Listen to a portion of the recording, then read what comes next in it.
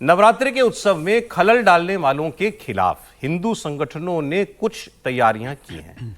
जैसे गरबा डांडिया में पंडाल में जो लोग आएंगे उनमें कोई पहचान छुपाकर घुसने का प्रयास न करे, इसके खिलाफ मुहिम चलेगी। मुंबई से लेकर भोपाल, जयपुर, हैदराबाद तक पहले देखा जाएगा कि हाथ में कलावा है कि नहीं, माथे पे तिलक है कि नहीं, और वही देख करके किसी को एंट्री दी जाएगी। फिर लव जिहाद के भी आरोप लगते हैं, तो इसके खिलाफ अलग अलग शहरों में हिंदू संगठनों ने अभियान तेज कर दिया है। कोई व्यक्ति जब जाएगा गरबा स्थल पर तो उसका आई कार्ड चेक होगा, देखा जाएगा आइडेंटिटी क्या है, हिंदू धर्म का है कि नहीं। और इसके अलावा पंडालों के बाहर लव जिहाद के खिलाफ पोस्टर भी लग गए।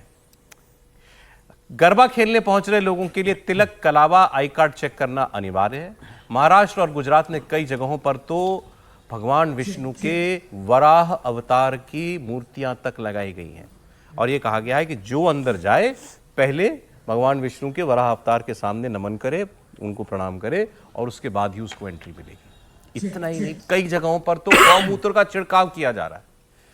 कई जगह कहा जा रहा है कि गौमूत्र पान भी आपको करना पड़ेगा एंट्री करने के लिए। ये सब कुछ है क्यों? वराह अवतार गूगल कर लीजिएगा आप, उसमें ज्यादा मैं नहीं बोलना चाहता। सब इसलिए किया जा रहा है कि कोई मुसलमान पहचान छुपा के गरबा खेलने ना आए।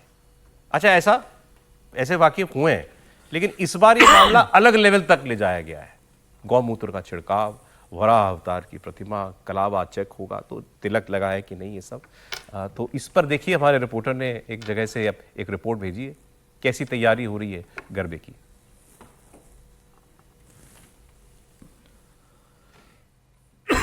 कई राज्यों से इस तरह के पोस्टर्स और बैनर भी निकलकर सामने आ रहे हैं जिसमें हिंदू महिलाओं और हिंदुओं को संगठित करने की बात कही जा रही है और ये कहा जा रहा है कि आप इस बात का ध्यान रखिए कि आपके त्यौहार में किसी भी गैर हिंदू की एंट्री ना हो। हम इसी प्रकार मुंबई के मलाड इलाके में मौजूद हैं और आपको सीधा उस ग्राउंड पर लेकर चलते हैं जहाँ पर आपको नज़र आएगा कि विश्व हिंदू परिषद और बजरंग दल की तरफ से जो आयोजन किया गया है या फिर यहाँ पर जिस पंडाल को तैयार किया गया है, यहाँ पर अगर आप देखें तो भगवान वराह की तस्वीर लगाई गई है। अगर बात की जाए तो कुछ और भी पोस्टर्स यहाँ आपको देखने को मिल जाएंगे जहाँ पर साफ तौर पर लिखा गया है कि हर हिंदू लड़की से निवेदन, तू दुर्गा बन जा चाहे काली बन जा, हिंदू शेरनी बन जा या झांसी की रानी बन जा, बस लव जिहाद का शिकार मत बन।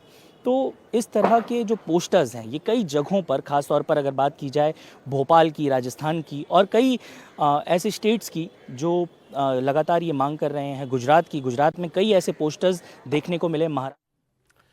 अब मुझे बताएंगे क्यों ज़रूरत है ये सब करने की, समीर जी बताइए। सर, सतर्क रहेंगे तो सुरक्षित रहेंगे। पहले इस तरह की घटनाएं हुई ना, पहले गरबा में हुई है कि जिस तरीके से मुस्लिम कम्युनिटी के लोग लड़के घुस जाते थे, कई भी हो रहा कि छेड़खानी के आरोप दर्ज हुए। पिछले साल अगर आप देखें गरबा में गुजरात में 17 से ज़्यादा मामले दर्ज किए गए कि वहाँ उन्होंने घुस के महिलाओं के साथ बदतमीजी करने की कोशिश की या वहाँ पर लड़ाई झगड़ा हुआ। भाई, जब अगर वहाँ के जो गरबा आयोजित कर रहे हैं वो जो संस्थान है या वहाँ जो लोग हैं, अगर वो नहीं चाहते कि भाई दूसरे कम्युनिटी के लोग वहाँ पर आए, तो आप क्यों वहाँ पर जा रहे हो? जरूरत नहीं ना आपकी उस धर्म में आस्था नहीं है, आपके उस त्योहार के अंदर आपकी श्रद्धा नहीं है, फिर आप वहां पर जाकर क्या करना चाहते हो? तो मुझे लगता है कि ये बहुत जरूरी था। और सिर्फ कलवा से नहीं, कलवा तो आप देखिए ना कि भाई कई बार ऐसा आता है, कसाब भी कलवा पहन के था, भगवाधारी कई लोग मुसलमान से निकलते जो भगवा वस्त्र पहनते, बाद में जब जांच होती तो मालूम पड़ता है कि उन्होंने भगवा धारण कर लिया था, थे मुसलमान। तो इस तरीके से रूप बदल कर आने की आपको जरूरत क्या है? तो मुझे लगता है कि ठीक है, वो सतर्क रहेंगे तो सुरक्षित रहेंगे।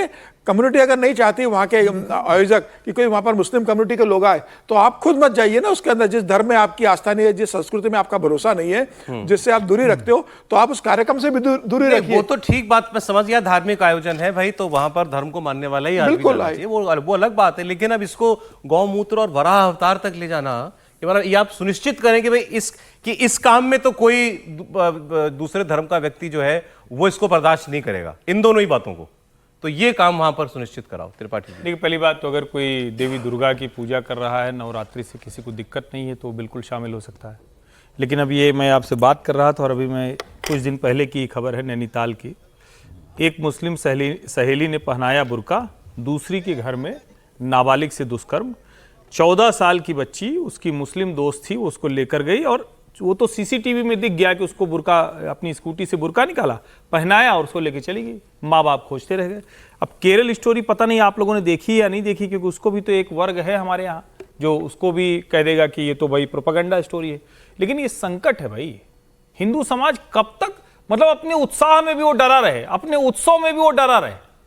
और मतलब कई बार लगता है कि हम लोग अपनी बात भी अगर करें तो उसको कहा जाएगा, अभी इसके पहले हम बात कर रहे थे, हम सब ने कहा कि आई लव मोहम्मद में क्या दिक्कत है, किसी ने जरा सा भी नहीं, सब एकदम हिंदू तो तुरंत कहता है कि जरा सा। और अभी इसी पे एक ये शो देखते हुए एक सज्जन ने एक टिप्पणी की है, अब वो भी आप लोग सुन लीजिए।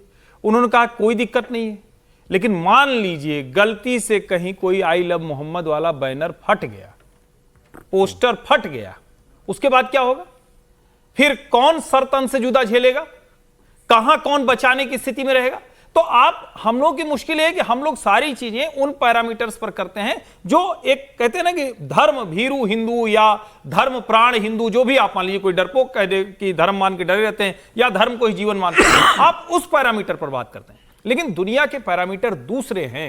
और मैं फिर कह रहा हूं, लव जिहाद एक सच्चाई है जिससे देश का बड़ा एक वर्ग है जो जूझ रहा है, परेशान हो रहा है, पीड़ित हो रहा है। आप उसको यूं खारिज नहीं कर सकते। और अगर उत्सव है तो जो लोग वैसे आते हैं उनको कहां मना किया जाता है? किसी को दिक्कत नहीं।